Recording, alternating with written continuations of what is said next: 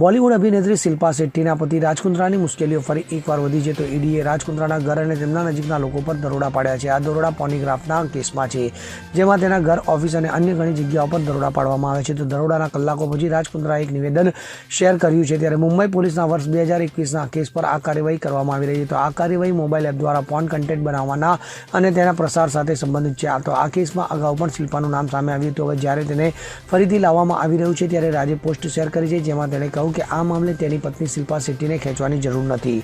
રાજે પોતાની Instagram story પર આ પોસ્ટ શેર કરી છે અને વિનંતી કરી છે કે આ કેસમાં શિલ્પા શેટ્ટીનું નામ ન લાવવામાં આવે. Bureau report, CN24 news. હવે જુઓ દેશ દુનિયાની તમામ ખબરો તમારી આંગળીના ટેરવે. ઉઠાવો મોબાઈલ અને Google Play Store પરથી ડાઉનલોડ કરો અમારી CN24 ન્યૂઝ મોબાઈલ એપ.